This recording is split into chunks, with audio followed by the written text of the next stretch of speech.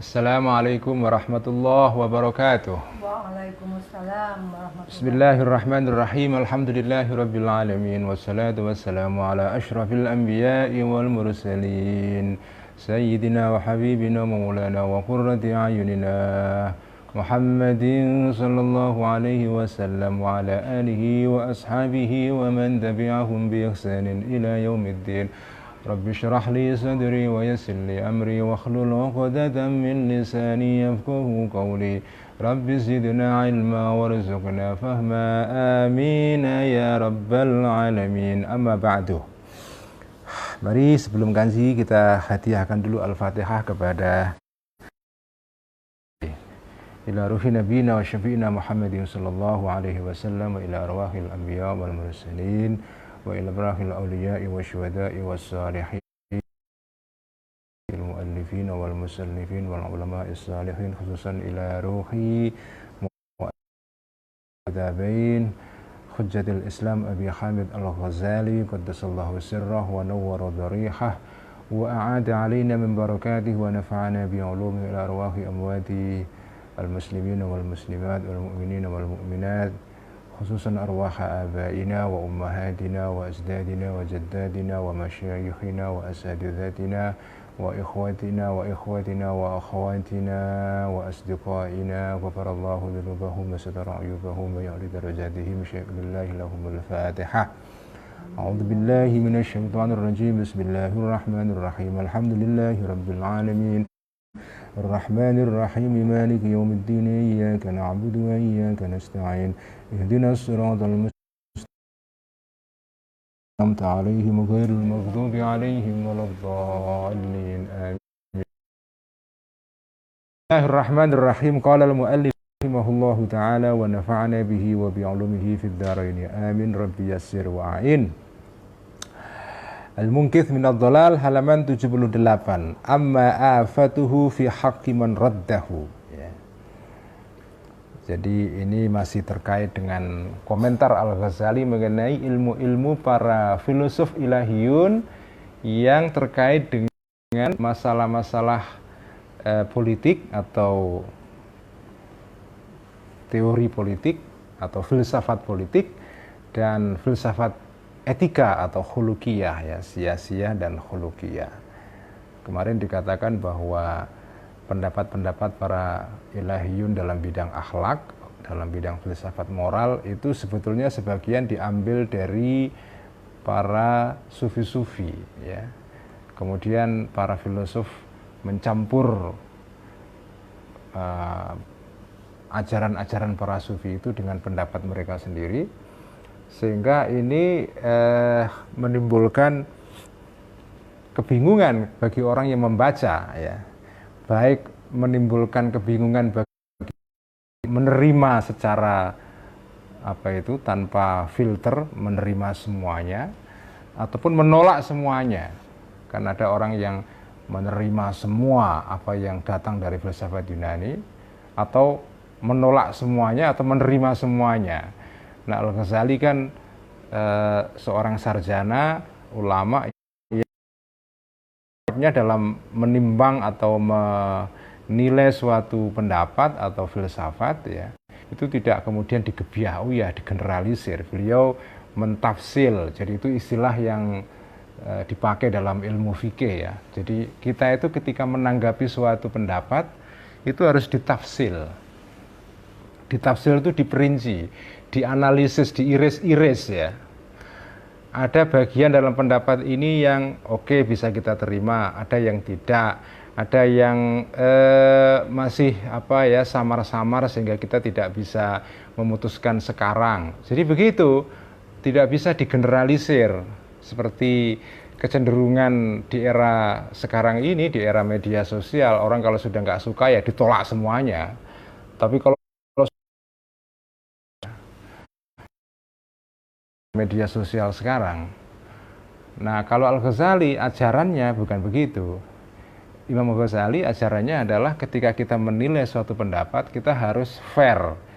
Pertama, fairnya adalah kita harus mempelajari sampai sedalam-dalamnya apa yang ingin kita nilai itu. Jadi dalam ilmu fikih atau di dalam di kalangan para ulama ada mu'ala syai'un antas, kaidah yang terkenal itu ya, hukmu ala syai'i an far'un an tasawwuri. Jadi ketika kita menilai sesuatu, itu sebetulnya penilaian kita itu bergantung kepada kemampuan kita untuk mengetahui sesuatu itu secara mendalam. Maksudnya apa?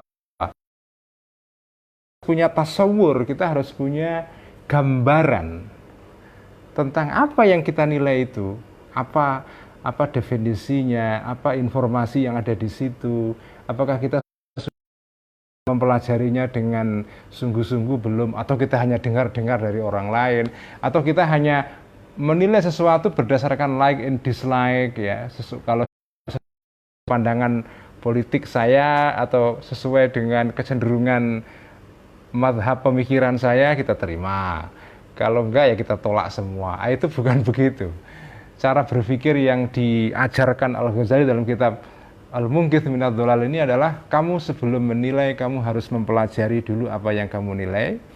Jadi al-hukmu 'ala syai'i far'un an tasawwurihi.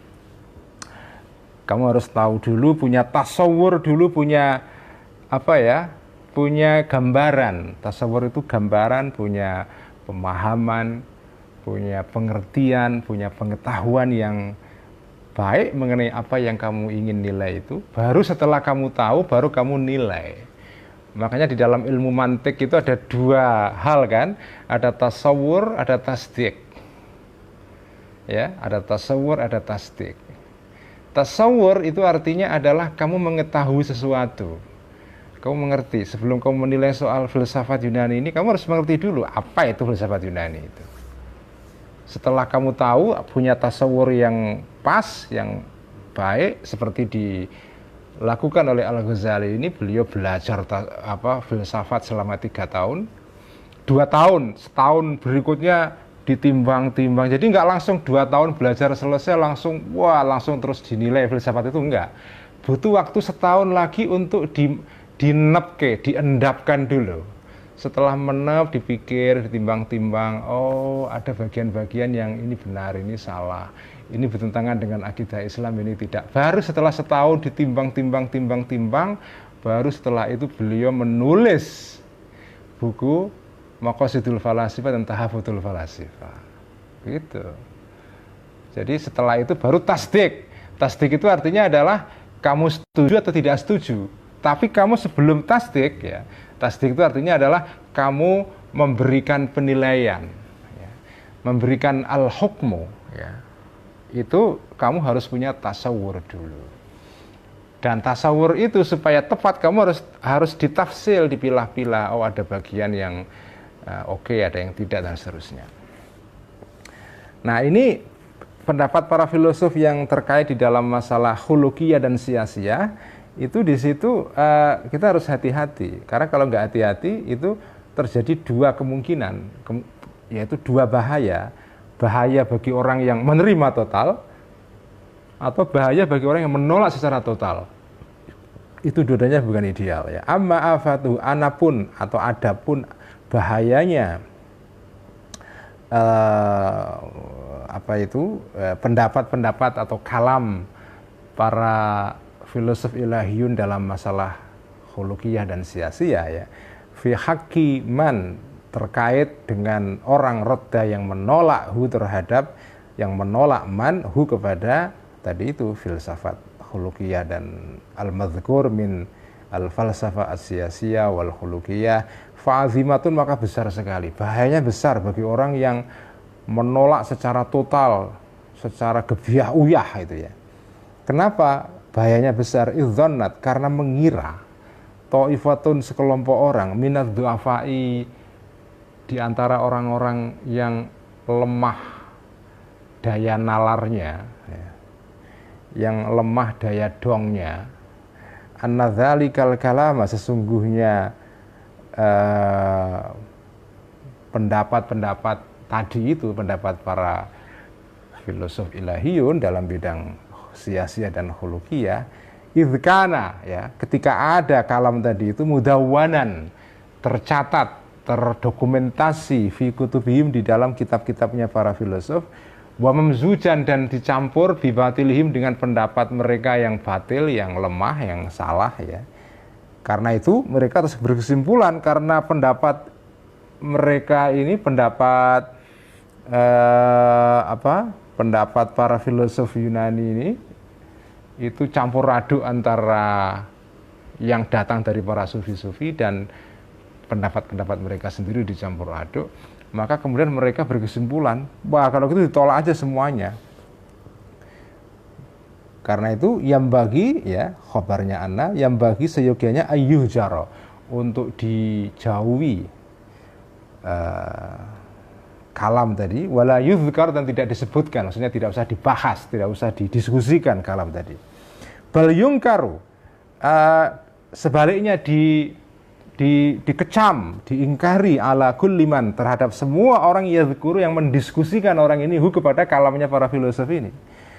Li'annahum, karena sesungguhnya para tadi orang-orang yang lemah akalnya itu ad-du'afa, idza lam yasma'uhu awalan illa minhum, idza lam yasma'u, ketika mereka tidak mendengar para du'afa tadi itu kepada kalam awalan, pertama kali, illa minhum, kecuali dari para filosof ilahiyun tadi itu, sabaqa, ya, akan cepat-cepat, ya, sabaqa akan cepat-cepat, akan segera ila uqulihim, kepada akalnya para du'afa tadi, atau ifati yang lemah, annahu, cepat-cepat, bahwa annahu, sesungguhnya pendapat kalamnya para filosof tadi itu batilun, adalah batil, salah.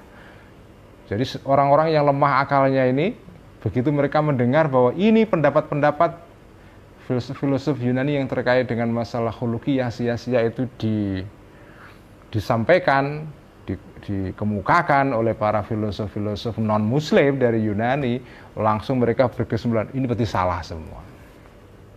Ya kayak sekarang lah, sama. Karena ini datang dari barat, maka semua salah. Karena ini bukan datang dari orang Islam, semua salah. Karena ini bukan datang dari golongan saya, semua salah. Itulah orang-orang yang du'afaul uqul, ya. Orang-orang yang daya nalarnya itu lemah. Atau kalau dalam bahasa sekarang, orang-orang yang kurang piknik, ya. Itulah du'afaul uqul itu. Orang-orang yang nalarnya lemah itu kalau menilai sesuatu itu didasarkan kepada siapa yang ngomong. Kalau yang ngomong orang yang bukan dari golongan saya, semua udah salah. Itu begitu. Dan gejala seperti ini sudah ada sejak zaman Al-Ghazali, jadi enggak hanya sekarang aja. Kenapa kok dinilai itu salah semua oleh orang ini, orang yang lemah akalnya ini? Karena li'anna qailahu, karena sesungguhnya orang yang mengatakan kalam tadi itu mubtilun, adalah orang yang batil, orang yang salah itu. Analoginya, ini menarik, Al-Ghazali memberikan analogi atau perbandingan. Kalladzi, seperti orang yasma'u, yang mendengar orang ini, minan nasrani, dari orang Nasrani, ya. Qaulahu, ucapannya seorang Nasrani, orang Kristen, ya. Jadi kalau ada orang Muslim maksudnya mendengar orang Kristen ngomong begini, la ilaha illallah Isa Rasulullah, la ilaha illallah, tidak ada Tuhan selain Allah, Isa, Nabi Isa atau Yesus, Rasulullah adalah utusan Allah. Ini orang yang nalarnya lemah, ya, itu akan langsung mengatakan, ya, fayungkiru, maka menolak, mengingkari orang ini terhadap orang Nasrani ini, wa yaqulu, dan mengatakan orang ini langsung secara spontan, hadza kalamun Nasara, hadza ini adalah kalamun Nasara, ucapan orang-orang Kristen, ya.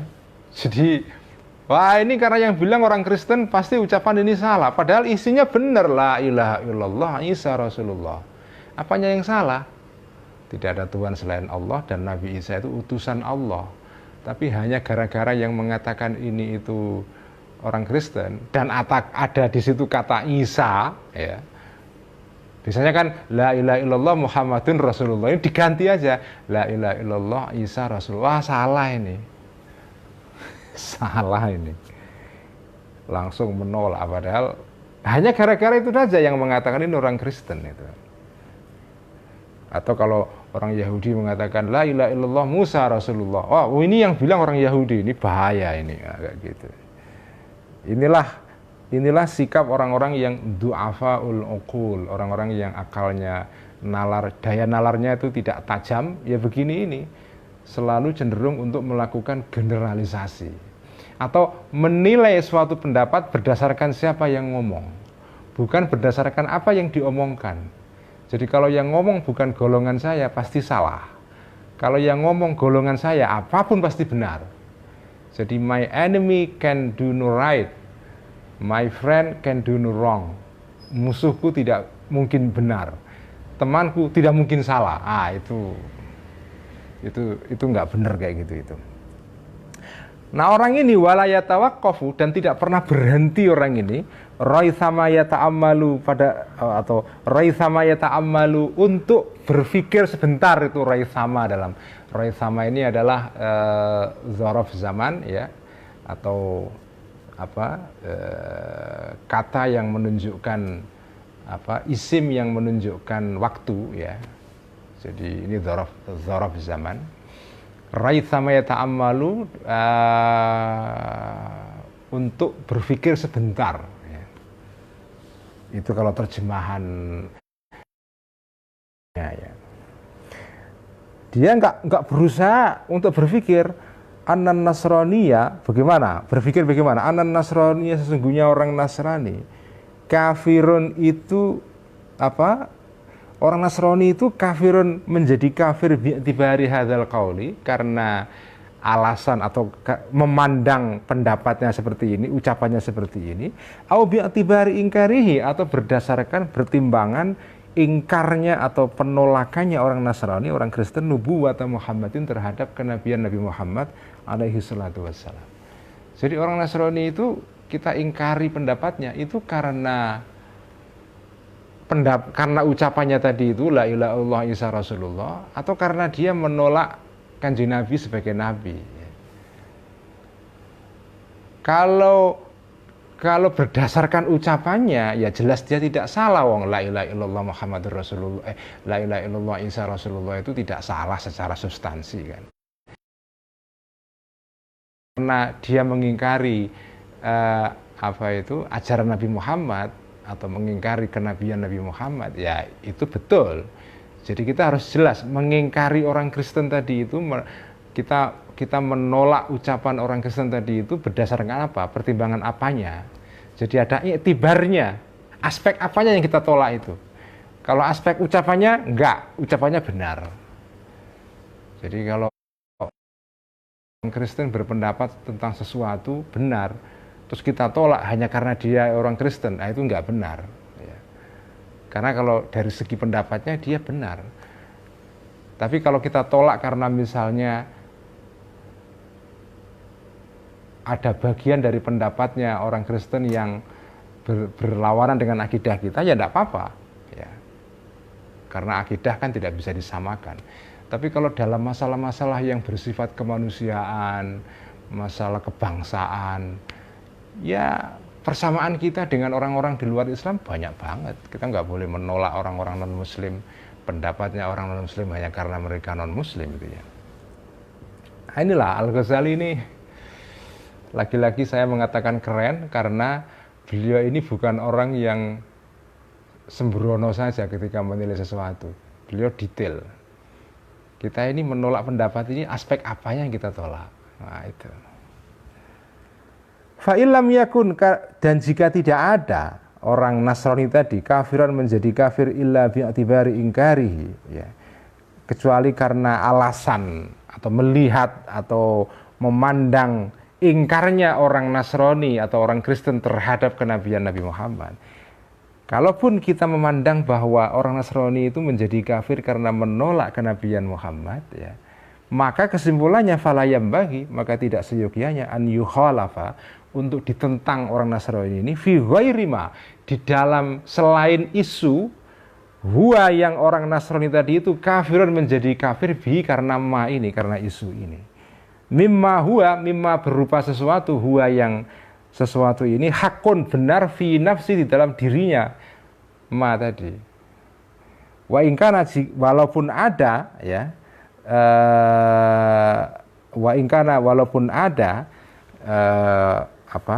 ma tadi itu aidon hakon juga benar indahu menurut orang tadi, orang yang mengingkari indahu menurut orang Nasrani ya. Indahu menurut orang Nasrani. Jadi kalau kita memandang orang Nasrani itu salah karena masalah kita, ya udah ya oke, karena kita beda. Tapi kan kita tidak boleh berkesimpulan hanya karena orang Nasrani itu akidahnya menurut kita salah, lalu dia kita salahkan di dalam isu-isu di luar masalah akidah. Itu maksudnya ini tadi itu. Ya karena pendapatnya benar ketika mengatakan la ilaha illallah Isa Rasulullah, ya kita nggak boleh menolak hanya karena diucapkan oleh orang Nasrani gitu ya.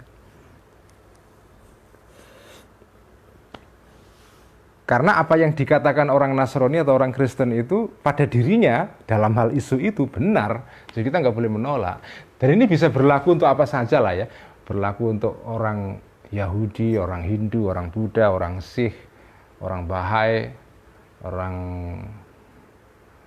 yang lain-lain ya, semuanya lah, orang Konghucu, orang Taois ya, semuanya. Jadi kita nggak boleh menyalahkan orang pendapat seseorang hanya karena dia punya akidah yang beda dengan kita gitu ya. Ini ajaran yang penting sekali saudara-saudara, karena kita sekarang hidup di era ketika orang itu cenderung untuk menolak pendapat apapun yang dikemukakan oleh orang-orang yang kita berbeda dengan mereka itu. Kita menolak pendapat orang-orang yang berasal dari golongan lain, kepercayaan lain, mazhab lain, agama lain, tapi tidak pernah menilai esensi atau substansi pendapat itu sendiri. Pendapat itu kita nilai berdasarkan siapa yang ngomong.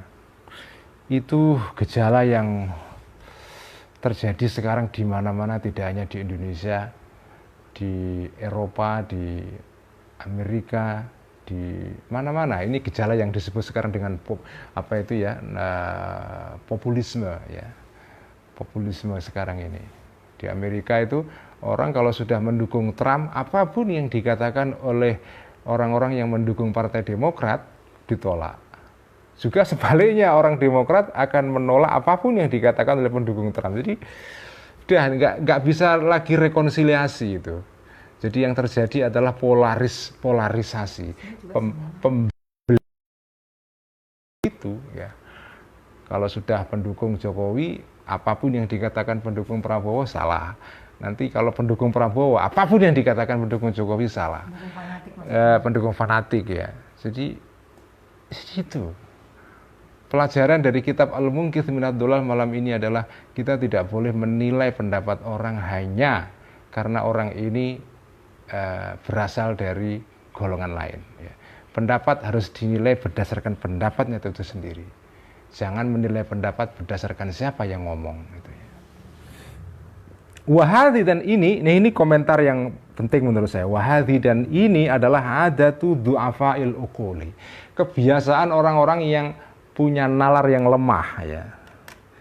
Mereka ini biasanya adalah ya'rifuna, mengenal orang-orang du'afa'ul uqul al-haqqo, kebenaran, atau ya'rifuna, menilai orang-orang du'afa'ul uqul al-haqqo, kebenaran, birrijali, berdasarkan orang-orang. Ya di sini birrijali maksudnya juga wan nisa'i juga, laki-laki dan perempuan ya. Jadi menilai kebenaran itu berdasarkan siapa yang ngomong. Jadi yu'raful haqqu birrijal. Itu kalau kebiasaan orang-orang ukul, orang yang daya nalarnya itu kurang kuat ya. Orang yang bodoh lah kira-kira gitulah ya. Bukan sebaliknya, rijala, bukan menilai orang-orang berdasarkan bil haqqi, dengan kebenaran. Seharusnya begitu, orang dinilai berdasarkan substansi yang diomongkan. Bukan yang diomongkan itu dinilai berdasarkan siapa yang ngomong itu.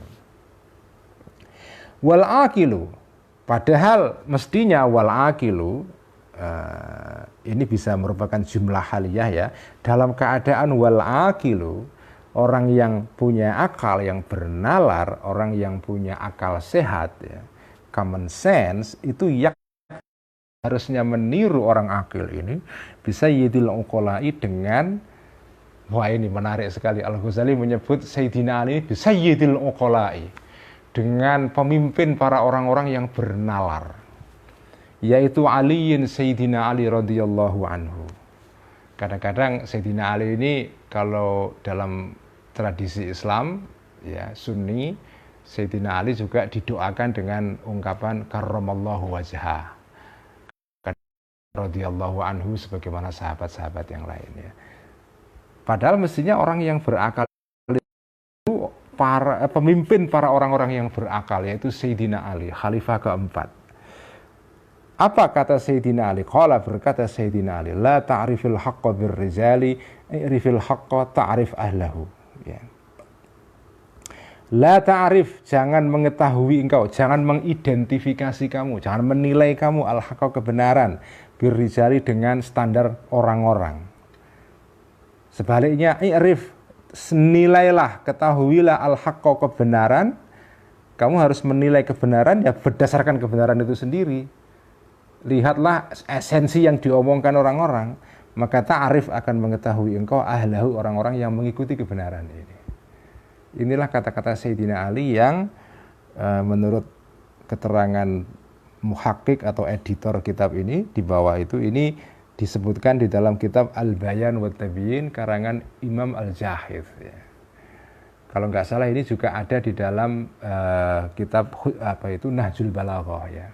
Nahjul Balaghah itu adalah kumpulan pidato-pidato, surat-surat dan ucapan-ucapan Sayyidina Ali yang luar biasa indah dan keren-keren ya. Jadi ini prinsipnya ya, Sayyidina Ali Sayyidul Uqala. Jadi Sayyidina Ali disebut oleh Al-Ghazali sebagai sehat ya. Pemimpinnya orang-orang yang berakal, satu Sayyidina Ali. Fala berakal, ya arifu akan mengetahui orang yang berakal ini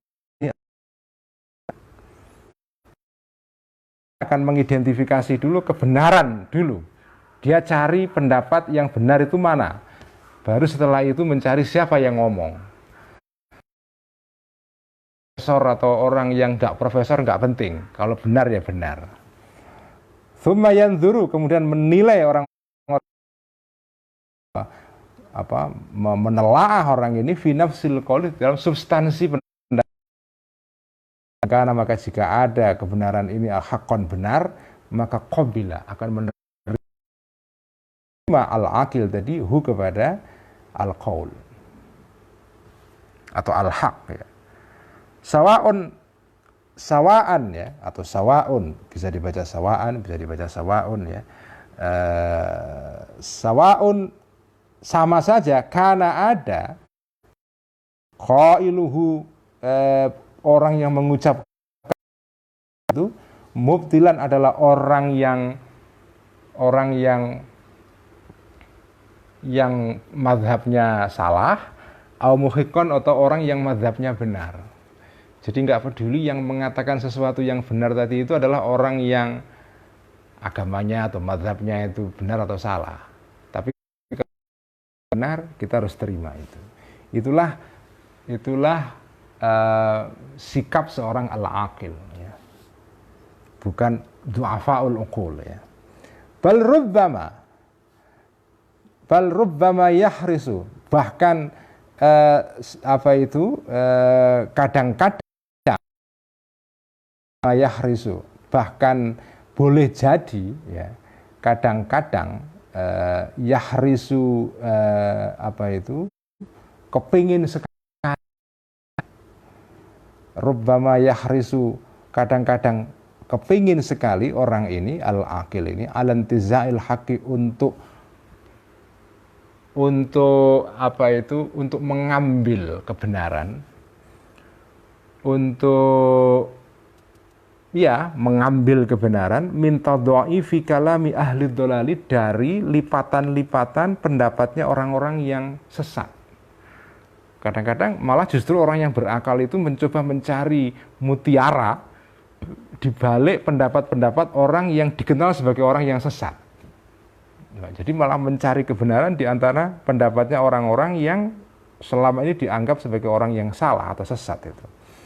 Aliman, dalam keadaan orang ini tahu bi anna ma'dinaz zahabi, bahwa sesungguhnya tambang emas ya, ar-raghamu adalah sebetulnya tanah. Karena orang ini ngerti, ini kan analoginya ya kan. Emas itu kan, tambang emas itu kan ya campur dengan tanah biasa. Kan kalau disebut emas itu kan terus tidak emas gelondongan di bumi itu kan enggak begitu ya. Kecuali kalau emas itu berupa emas jadi yang ditanam di tanah oleh siapa zaman dulu, seperti namanya harta rikas itu ya, harta karun tinggalan dari Mojopahit atau apa ya, itu sudah jadi emas karena dulunya ada orang punya emas ditanam di tanah. Tapi kalau tambang emas itu kan bukan emas gelondongan, ya emas itu biji emas campur dengan yang lain-lain, campur dengan tanah. Jadi tidak ada emas itu terus gelondongan begitu. Itulah prinsip orang yang berakal. Jadi dia ngerti, oh mana yang tanah, mana yang emas dipisahkan. Jadi dia bahkan berani mengambil pendapat yang benar dari antara tumpukan-tumpukan pendapat orang-orang yang sesat gitu ya. Dia nggak terpengaruh oleh siapa yang ngomong, tapi substansi yang diomongkan. Dan ini ada analogi yang lain, wala ba'sa, dan tidak ada bahaya ala sarrafi bagi orang yang tukang penukaran uang ya, money exchanger, para orang yang suka, yang profesinya tukar menukar uang ya. Kalau dulu kan uang itu berupa emas atau perak kan. Kalau orang itu profesinya adalah tukang yang menukarkan uang, jual uang maksudnya. Ya, orang seperti ini tidak ada bahaya in adkhala, jika memasukkan as-sarraf yadahu, tangannya as-sarraf fi kaisil qallabi, di dalam kantongnya atau dompetnya atau kantungnya orang-orang yang tukang al-qallab itu adalah tukang yang suka mencampur adukan antara emas murni dengan emas palsu. Jadi kan ada orang yang jual uang emas atau uang perak. Dulu kan uang itu emas atau perak. Ini ada orang yang pekerjaannya itu adalah jual uang emas atau perak tapi ditaruh di kantung dan di situ dicampur aduk antara yang emas dan tidak untuk mengelabui orang itu. Nah, orang yang ahli penukaran uang, dia ngerti mana uang yang koin yang beneran terbuat dari emas atau tidak. Karena itu kalau orang yang punya profesi sebagai penukar uang atau money exchanger ya, money changer, ya dia boleh bertransaksi dengan tukang yang suka mencampur antara emas palsu dan emas yang sungguhan itu. Ya. Karena dia punya kemampuan untuk memisahkan, jadi boleh dia membeli uang dari orang yang al-qallab itu. Tapi kalau orang awam nggak boleh, karena khawatir kamu akan tertipu. Wantaza'a, dan bisa memisahkan atau mengambil as-sarraf tadi, al-ibriza, emas, al-khalisa yang murni, tafsirnya Mbah Bisri Mustafa, ayahandanya Gusmus ya, al-ibriz itu artinya az-zahab, emas ya. Al-khalisa yang murni, minaz zaifi, dari emas palsu, wal bahrozi, dan emas yang gemerlapan ya, walaupun palsu. Mahmakana, pada saat saat ada orang ini, ketika ada orang as-sarraf tadi, wathikon, percaya bibasirati, dengan kemampuan penilaian atau matanya as-sarraf. Jadi kalau kamu punya profesi sebagai penukar uang emas atau perak, dan kamu ngerti menilai uang palsu dan uang tidak, kamu boleh bertransaksi dengan orang yang suka jual uang palsu. Karena kamu bisa memastikan, bisa membedakan, oh ini palsu atau tidak. Ya kalau sekarang sih mudah karena ada mesin pendeteksi uang palsu itu. Jadi kamu nggak usah punya keahlian khusus yang yang ahli ya mesinnya, kamu tinggal pakai mesin saja. Jadi sekarang sudah berubah keadaannya kan. Sekarang kan untuk menilai uang kertas itu palsu atau tidak kan tidak harus ada keahlian khusus. Itu enggak, serahkan ke mesin aja, tinggal taruh di mesin, oh ini benar ini tidak. Dulu kan nggak ada begitu. Fa innama yuzzaru, maka sesungguhnya dilarang an muamalatil qallabi, untuk bertransaksi dengan orang yang suka mencampur adukkan uang tadi itu al-qallab. Yang dilarang untuk transaksi dengan mereka itu bukan orang yang ahli dalam bidang menilai emas seperti orang-orang yang profesinya itu money changer, tapi adalah al-Qurawiyu atau al-Qarawiyu. Orang al-Qarawiyu, orang desa, orang kampung yang tidak punya kemampuan untuk menilai emas secara baik ya. Dunas sayrafi, bukan orang yang ahli tukar menukar uang itu. Begitu juga wayumna'u, dan dicegah min sahilil bahri, dari kiseknya segoro. Kisek itu apa, pantainya laut ya. Al-akhraku, orang yang bodoh ya. Kalau orang tidak bisa renang, tidak bisa apa itu, tidak ahli untuk apa itu berenang di laut, ya jangan berdekat-dekat ke pantai laut agak ke tengah, jangan, bahaya itu. Jadi yang dilarang untuk bermain di pantai adalah orang yang tidak bisa renang dengan baik. Dunas sabbahi, bukan orang yang ahli renang, al-hadiki, yang pandai. Wa yusaddu, dan dilarang dan dicegah an masil hayati, untuk menyentuh ular, asabiyu, seorang anak-anak. Dunal muazzimi, bukan seorang apa namanya, seorang yang pawang. Nah, dunal muazzim, bukan seorang pawang, al-bari'i, yang pinter ya. Bukan pawang yang bisa menjinakkan ular, itu boleh menyentuh ular itu. Jadi begitulah intinya ya. Pokoknya Al-Ghazali ingin mengatakan bahwa orang yang bodoh, tidak punya kemampuan nalar yang baik ya, itu sebaiknya memang dia jangan membaca filsafat Yunani yang di situ ada pendapat yang benar dan tidak, karena khawatir nanti kalau dia baca itu terus langsung buru-buru mengambil kesimpulan ini semua salah karena yang mengatakan Yunani bukan orang Muslim. Nah, itu salah itu. Padahal di dalam filsafat Yunani yang benar banyak di dalamnya, tiba-tiba dia buang semuanya, itu bahaya itu.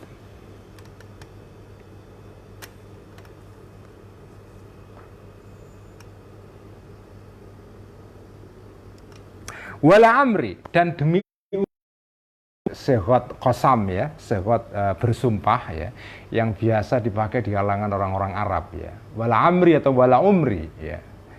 Dan demi umurku.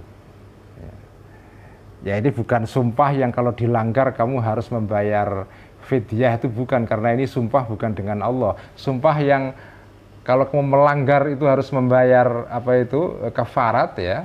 Itu adalah sumpah kalau dengan Tuhan atau nama Tuhan ya. Billahi, wallahi, tallahi, birrahmani, birrahimi.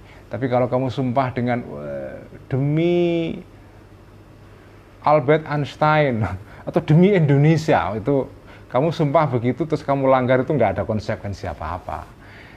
Wala amri di sini itu ya ungkapan untuk apa ya? Ini semacam idiom saja. Wala amri ya. Jadi sebetulnya nggak ada maknanya secara spesifik ya. Artinya itu untuk penekanan ya, untuk litakid ya. Bukan untuk sumpah dalam pengertian sumpah yang dalam pengertian agama, itu tidak itu. Lamma ghalaba wala amri, dan demi umurku. Sungguh, artinya apa itu penekanan ya. Emphatic ya. Jadi untuk penekanan. Lamma ghalaba, ketika apa itu dominan, ketika umum ala aktsaril khalqi, terhadap sebagian mayoritas para orang-orang publik ya, masyarakat, sebagian orang itu umumnya dhannuhum, sangkaannya aktsarul khalqi bi anfusihim, dengan dirinya al-khalq, para orang-orang ini, al-hadzaqata, kepintaran, wal bara'ata, dan kecerdasan. Umumnya orang itu menganggap dirinya cerdas padahal bodoh pada dasarnya. Wa kamalal akli dan sempurnanya akal, wa tamamal alati dan kesempurnaan alat untuk menilai, alat intelektual maksudnya. Fitam yizil haqi dalam memisahkan, membedakan antara yang benar anil batili dari yang batal, yang salah, wal huda dan petunjuk anil dalalati dari kesesatan. Ya. Karena sebagian orang itu merasa dirinya mampu. Orang bodoh pun itu loh, merasa dirinya mampu untuk menilai orang-orang yang ilmunya jauh di atas dia. Orang yang tidak ngerti agama kok menilai Pak Quraisy Shihab itu gimana coba? Itu kan banyak orang sekarang banyak sekali itu orang yang buru-buru menilai orang yang pendapatnya beda, ya hanya karena golongannya itu beda dengan dia, langsung dihakimi salah. Wah ini yang ngomong itu Profesor Quraisy Shihab, ini Syiah ini liberal, ini macam-macam lah. Padahal dia nggak punya ilmu. Dia merasa dirinya mampu untuk menilai seseorang yang ilmunya lebih di atas dia. Padahal dia ini bukan siapa-siapa, nggak punya kemampuan apa-apa, hanya karena modal semangat saja. Ya. Nah itu seringkali umumnya orang itu, ini kata Al-Ghazali penting sekali ya. Wala amri, demi umurku ya. Udahlah, kepercayalah orang itu kebanyakan tuh mengira dirinya itu pintar, padahal bodoh. Karena umumnya orang begitu, maka wajib khasmul babi untuk menutup pintu, fi zajril kafati untuk melarang sebagian besar orang-orang ya, orang-orang awam maksudnya, an mutola'ati kutubid dolali untuk membaca kitab-kitab orang-orang yang sesat ya, pendapatnya salah, berlawanan dengan akidah Islam. Ma'amkana sekuat mungkin ya, ma'amkana selagi mungkin atau semungkin sebisa mungkin itu, sebisa mungkin az-zajr tadi itu. Idla yaslamuna, karena tidak selamat orang-orang seperti ini al-kafah ya, anil afati dari bahaya, atsaniyati yang kedua, allati sanadzukuruha yang akan menerangkan akuha kepada bahaya yang kedua ini aslan secara pokok ya, akan saya terangkan secara mendasar ya. Wa insalimu, walaupun mereka bisa selamat an hadhil afati dari afat yang sekarang ini, yang pertama tadi yang baru kita bahas ini, allati dzakarna yang sudah menyebutkan, mendiskusikan, menerangkan akuha kepada al-afat tsaniyah ya. Al-afat yang kedua adalah nanti akan diterangkan setelah ini ya. Jadi kesimpulannya orang yang tidak punya bekal yang cukup ya, sebaiknya itu jangan bacalah buku-buku yang dia nggak paham gitu ya, atau kemungkinan dia bisa salah paham, atau dengan kata lain, kamu kalau nggak punya modal untuk menilai suatu pendapat, udah kamu diem saja. Ya boleh baca tapi kamu diem saja lah. Kamu misalnya, wah saya nggak setuju, oke setuju dalam diri sendiri tapi nggak usah ngomong. Karena kalau begitu ngomong kamu nggak punya modal, nggak punya informasi yang cukup, ngomong. Jadi sebaiknya kalau orang itu tidak mengerti duduk perkara itu diem saja.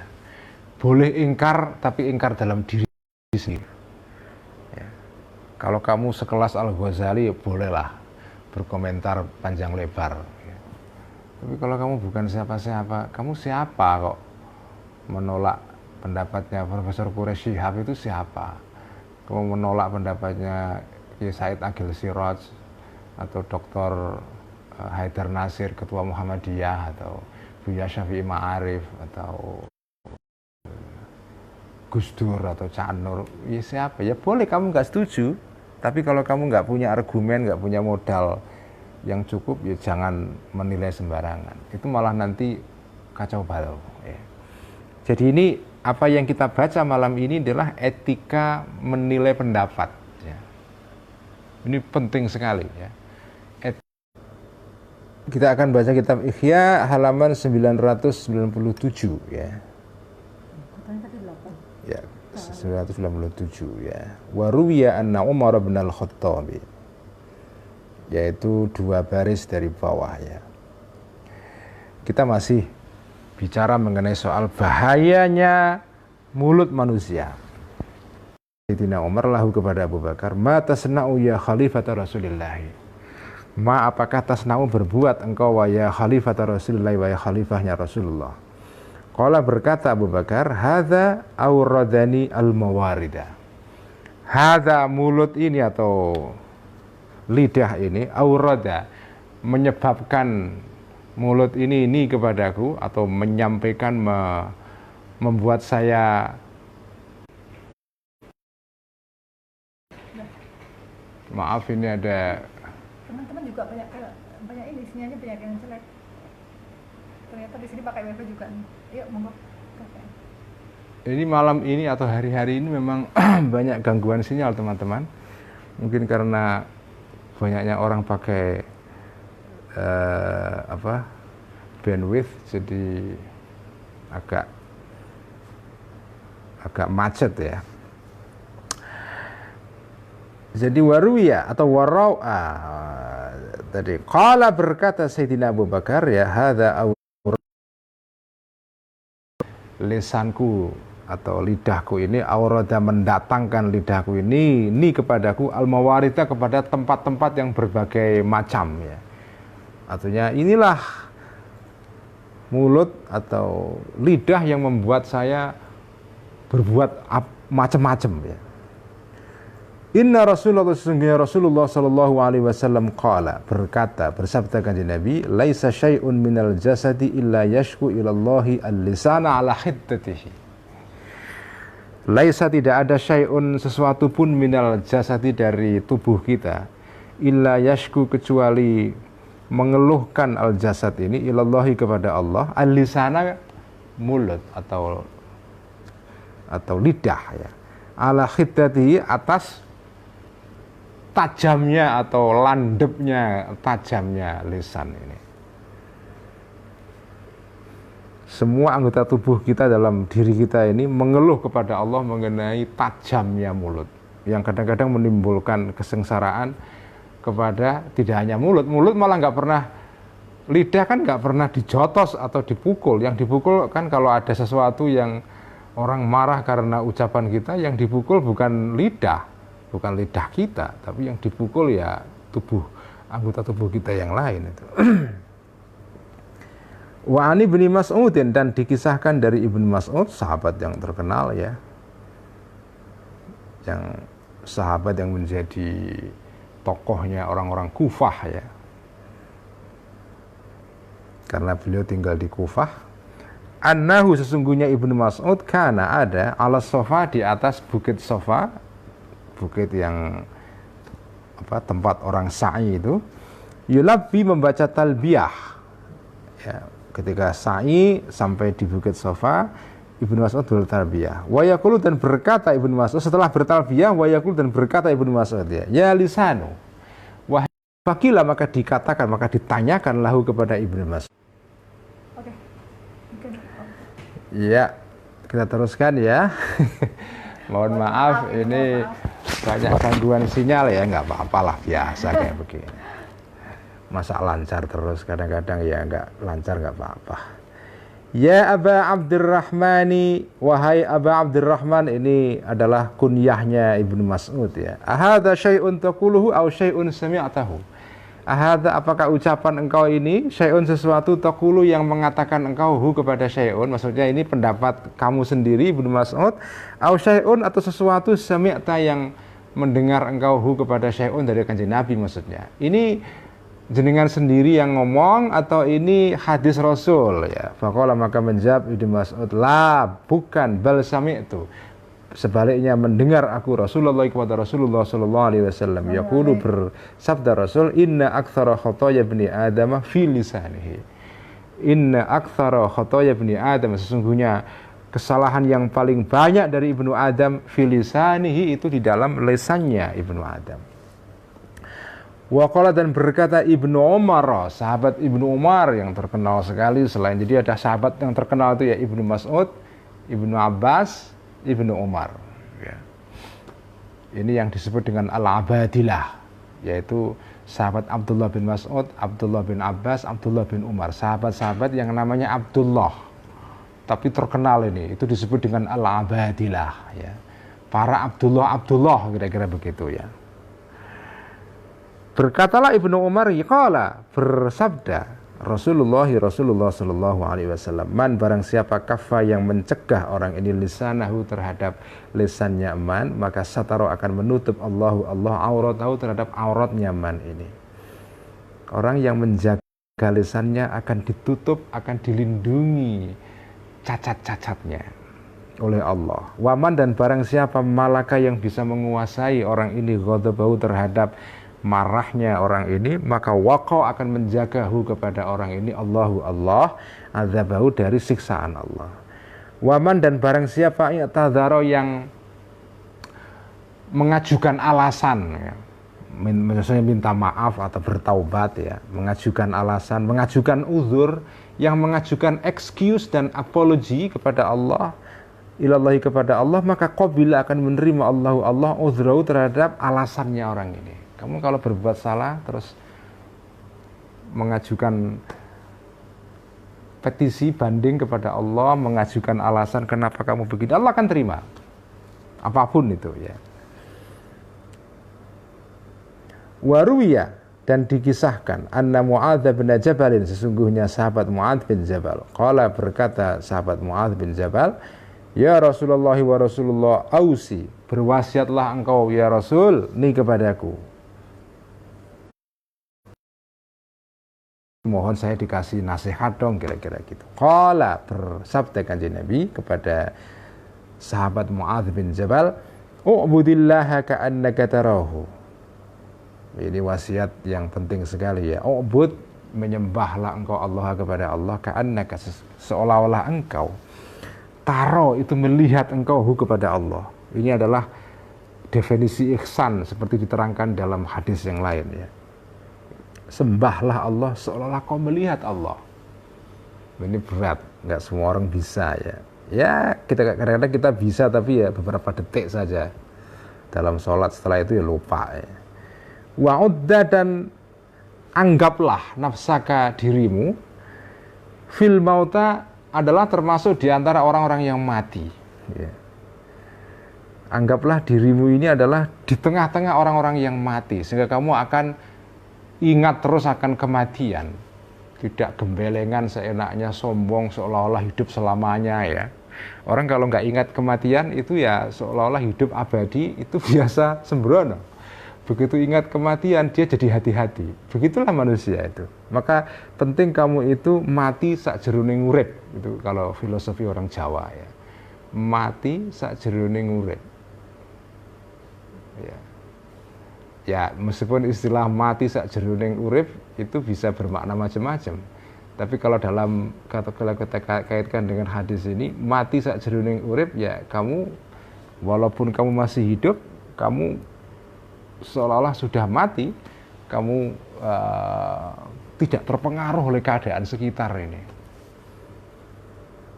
Kamu fokus kepada tujuan hidup yang paling pokok, yaitu menuju kepada Allah Subhanahu wa taala. Wa in syi'ta, dan jika ingin engkau wahai Mu'adz bin Jabal, amba'tu, akan memberitahu aku kanjeng Nabi kepada engkau Mu'adz bin Jabal, bima, tentang sesuatu, huwa, yang amlaku, itu bisa paling mengendalikan laka, atau apa, ya, paling bisa mengendalikan laka terhadap dirimu, min hadza, daripada ini, kuli, semuanya. Kalau kamu mau tak kasih tahu tentang sesuatu yang paling efektif untuk mengendalikan dirimu daripada yang tadi itu, menyembah seolah-olah kamu melihat Allah, kamu seolah-olah berada di antara orang-orang mati, itu bisa mengendalikan juga. Tapi kalau kamu tak kasih tahu kiat yang paling cespleng, paling efektif untuk mengendalikan diri, kalau kamu mau tak kasih tahu, yaitu apa? Wa asyarat, dan mengisyaratkan kanjeng Nabi, menunjuk kanjeng Nabi biyadihi, dengan astonya atau dengan tangannya kanjeng Nabi, ila lisanihi, kepada lesan atau lidahnya kanjeng Nabi. Wa an Safwana, dan dari sahabat Safwan ibnu Sulaim, ibni Sulaimin qala berkata sahabat Safwan, qala bersabda Rasulullah sallallahu alaihi wasallam, ala ukhbirukum bi aisaril ibadati wa ahwaniha 'alal badani. Ini sabda kanjeng Nabi yang lain. Semua ini hadis-hadis yang terkait dengan pengendalian lisan ya. Ala ukhbiru, tidakkah mau aku memberitahu kepada kalian bi aisaril ibadati, tentang ibadah yang paling mudah, wa ahwaniya, dan ibadah yang paling enteng, alal badani, terhadap tubuh, yaitu apa? As-samtu, diam, wa husnul khuluqi, dan akhlak yang baik atau baiknya akhlak. Makanya ini ciri khas Al-Ghazali ketika menerangkan segala hal mengenai akhlak, mengenai apapun ya, itu selalu beliau memulainya dengan strukturnya itu khas itu ya. Jadi beliau punya metode yang jelas ya. Metode beliau di dalam mengajarkan sejumlah hal dalam kitab Ihya ini, itu adalah dimulai dengan mengutip ayat-ayat, kemudian hadis, kemudian pendapat para sahabat, tabi'in atau tabi'un tabi'in, dan kemudian kisah-kisah.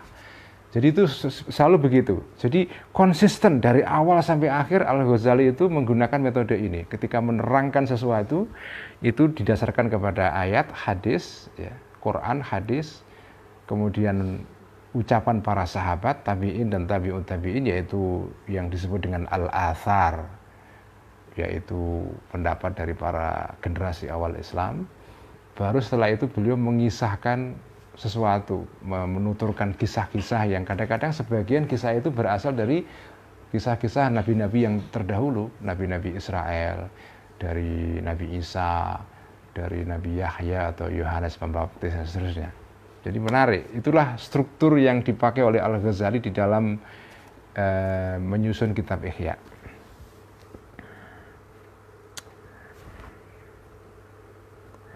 Waqala, dan berkata Abu Hurairah, sahabat Abu Hurairah, sahabat yang terkenal sekali karena sahabat yang dikenal paling banyak meriwayatkan hadis ya. Qala, berkata Rasulullah sallallahu alaihi wasallam, apa sabda kanjeng Nabi, man kana yu'minu billahi wal yaumil akhir falyakul khairan aw liyaskut. Man kana, man barang siapa, kana yang ada orang ini, yu'minu iman orang ini, billahi terhadap Allah, wal yaumil akhir dan hari akhir, maka falyakul hendaklah mengatakan orang ini khairan sesuatu yang baik, aw liyaskut atau hendaknya diamlah orang ini. Ini hadis yang terkenal sekali. Salah satu hadis arba'in, hadis 40 yang dikumpulkan oleh puasa ini dibaca oleh Gusmus ya, udah khatam ya. Itu salah satu hadis ini hadis 40 itu kenapa disebut dengan hadis 40, hadis arba'in? Karena hadis 40 ini hadis yang menjadi fondasi beragama. Jadi itu yang berkaitan dengan pokok-pokok dalam beragama. Dan ada sebuah hadis yang meriwayatkan bahwa barang siapa hafal 40 hadis kanjeng Nabi ya, maka dia akan masuk surga. Makanya banyak ulama yang berlomba-lomba untuk mengumpulkan 40 hadis ini apa. Nah, salah satu banyak itu hadis arba'in itu banyak, bukan hanya Nawawi toh, ada para ulama lain yang juga mengumpulkan 40 hadis ya. Bahkan Ayatullah Khomeini, Imam Khomeini, pemimpin revolusi besar Iran itu juga menulis buku tentang Al-Arba'in ini ya, 40 hadis ini ya. Tentu hadis-hadis yang versi Syiah ya. Jadi salah satu 40 hadis yang dianggap penting karena menjadi fondasi beragama ya hadis ini. Kamu kalau beriman kepada Allah dan hari akhir, itu tandanya kalau kamu beriman ya, indikator orang beriman itu adalah kamu cenderung mengatakan sesuatu yang baik, tapi kalau nggak bisa diem. Jadi kalau ada orang kok diem tidak mau berpendapat, itu ada dua kemungkinan. Ada kemungkinan dia bodoh, nggak tahu apa-apa, bagus kalau diem ya, nggak karena bodoh yang bagus. Atau ya karena dia memang merasa saya punya tanggung jawab moral ya. saya orang beriman, saya punya tanggung jawab moral, karena saya nggak tahu, saya diam. Waqala, dan berkata Al-Hasanu, Imam Al-Hasan Al-Basri, ini bukan sahabat tapi tabi'in ya. Karena kata Al-Hasan, dzukira, disebutkan lana bagi kami para tabi'in ya, anna nabiyya, sesungguhnya kanjeng Nabi Muhammad sallallahu alaihi wasallam qala, bersabda kanjeng Nabi, rahimallahu abdan takallama faghanima au sakata fasalima ya. Rahimah, semoga, ini kata kanjeng Nabi ya, rahimah, semoga mengasihi, merahmati Allah abdan, seorang hamba, takallama, yang berbicara hamba ini, faghanima, maka beruntung, karena bicaranya tepat, bicaranya berkualitas, berisi, makanya dia beruntung. Ausakata, atau diam orang ini, fasalima, maka selamatlah orang ini. Berbicara untung, takallam ghanim, ausakat salim. Nah itu ya. Inilah hadis yang diriwayatkan oleh Imam Al-Hasan Al-Basri, salah satu tabi'in yang besar ya. Nah ini sebagai penjelasan sampingan. Ini kalau ada seorang tabi'in ya, seorang tabi'in mengatakan qala Rasulullah sallallahu alaihi wasallam. Seorang tabi'in mengatakan, mengisahkan hadis, kanjeng Nabi bersabda. Itu kan tidak mungkin tabi'in itu langsung dengar dari kanjeng Nabi, karena ada jarak pemisah. Tabi'in itu kan generasi yang hidup setelah sahabat kan, jadi nggak mungkin dia mendengar langsung dari kanjeng Nabi. Ketika seorang tabi'in seperti Hasan Al-Basri ini mengatakan dzukira lana annan nabiyya, itu kan kesannya beliau mendengar dari kanjeng Nabi, padahal enggak ya. Sama dengan saya mengatakan saya nggak pernah ketemu dengan nggak pernah ketemu dengan Syekhona Khalil Bangkalan, karena beliau meninggal lama sekali, jauh sebelum saya lahir ya. Saya mengatakan Syekhona Khalil Bangkalan berkata, itu kan seolah-olah saya mendengar langsung dari beliau, tapi kan enggak, karena saya nggak pernah bertemu dengan beliau. Nah ini sama, ini dalam hadis itu disebut dengan hadis mursal ya. Jadi kalau ada tabi'in mengatakan bahwa Nabi bersabda, itu namanya hadis mursal. Nah hadis mursal itu dipersoalkan dalam ilmu hadis, karena hadis mursal itu kategorinya adalah hadis yang dhaif, karena tidak muttasil. Hadis yang sanadnya bersambung dari awal sampai akhir sampai kanjeng Nabi. Nah hadis yang sanadnya tidak muttasil itu kategorinya hadis yang lemah, hadis yang dhaif.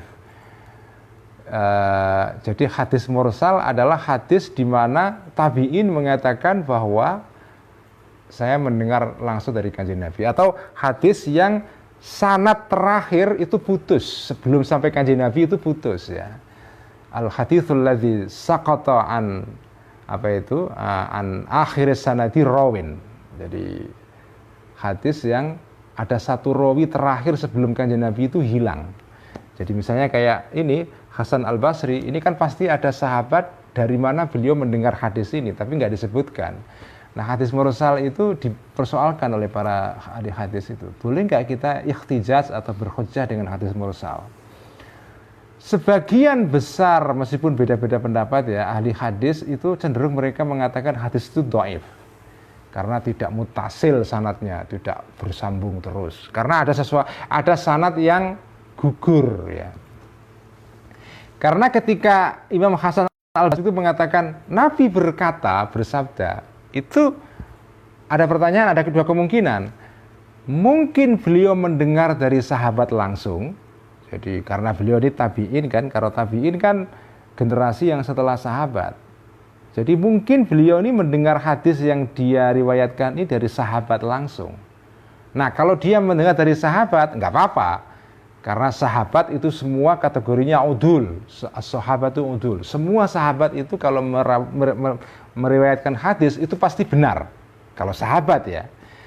Tapi bisa juga kemungkinan Al-Hasan Al-Basri tidak mendengar dari sahabat, tapi dari tabi'in yang lain sebelum sampai ke sahabat. Jadi dia dengar dari siapa gitu, tabi'in yang lain, terus tabi'in ini baru dari sahabat. Jadi ada dua rawi yang putus ya sebelum sahabat. Nah, kalau dia mendengar dari tabi'in yang lain, kan tidak semua tabi'in itu bisa dipercaya. Karena tidak semua tabi'in itu statusnya seperti sahabat, adil semua. Ada tabi'in yang tidak adil juga. Jadi dipersoalkan di sini. Makanya hadis mursal itu kategorinya dalam ilmu mustalah hadis adalah hadis yang dhaif.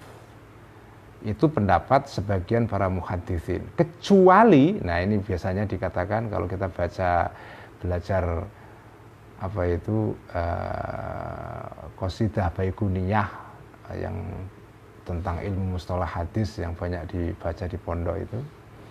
Jadi hadis yang mursal itu tidak boleh dijadikan hujjah karena dhaif, kecuali mursalnya seorang sahabat yang terkenal sekali, yaitu Sayyidut Tabi'in, yaitu Sa'id bin Musayyab atau bin Musayyib, yang kisahnya kemarin kita baca di kitab Ihya, yang anak perempuannya dinikahkan dengan sepupunya sendiri, dengan keponakannya sendiri, yang kere dan tidak punya uang kecuali 2 dirham itu tabi'in yang terkenal sekali, Sa'id ibn Musayyib. Kalau Sa'id bin Musayyib itu mengatakan qala Rasulullah, itu sebagian besar dibenarkan karena Sa'id bin Musayyib itu tidak pernah mengisahkan hadis dari Kanjeng Nabi dari sumber yang tidak dipercaya, bukan dari sahabat langsung atau dari tabi'in lain, tapi tabi'in lain yang terpercaya gitu ya.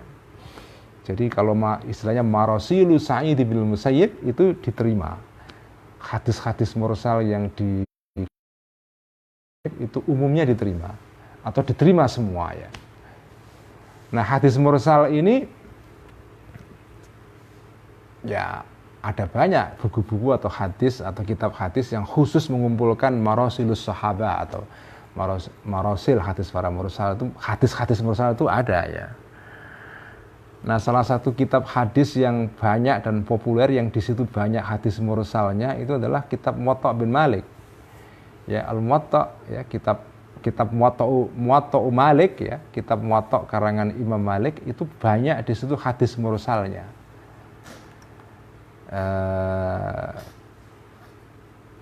Ada sekitar 300-an hadis mursal di dalam kitab Muwatta itu ya.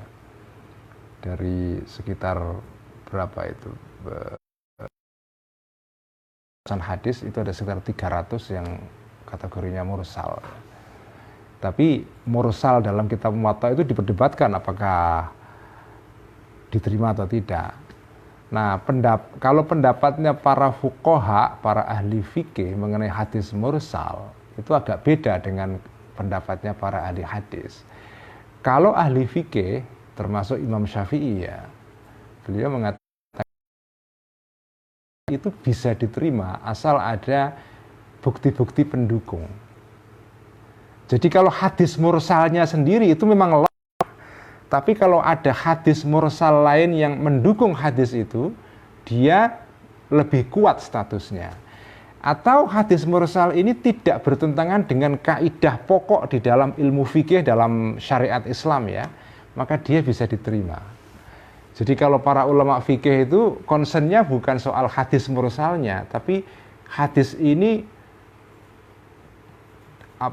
kalau dilihat dari gambar besar dibandingkan atau dihubungkan dengan hadis-hadis yang lain atau dengan ajaran Islam pada umumnya, kira-kira bertentangan atau tidak? Kalau tidak bertentangan, dia boleh diterima dan boleh dijadikan sebagai dasar atau hujjah. Itulah kenapa Imam Malik sebagai ahli fikih ya, ketika dia menulis kitab Muwatta, di dalam kitab Muwatta itu banyak sekali hadis mursal, yaitu hadis yang di situ tabi'in mengatakan qala Rasulullah. Bukan sahabat. Kalau sahabat mengatakan qala Rasulullah itu kita bisa percaya, tapi kalau tabi'in, tapi karena ini yang menulis Imam Malik ya rasanya tidak mungkin lah beliau menulis hadis dari para tabi'in yang kedudukannya statusnya lemah, itu nggak mungkin itu. Makanya marasilul Muwatta itu ya oleh sebagian para ulama itu diterima karena tidak bertentangan dengan ajaran-ajaran dalam Islam yang lain ataupun tidak, atau didukung oleh hadis mursal yang lain sehingga dia menjadi kuat itu kedudukannya. Itulah tentang hadis mursal. Ini diskusi mengenai hadis mursal di kalangan para ahli hadis dan kalangan ahli fikih itu seru sekali. Jadi ada dua isu besar dalam hadis itu yang menjadi perdebatan. Pertama hadis mursal, kedua hadis ahad.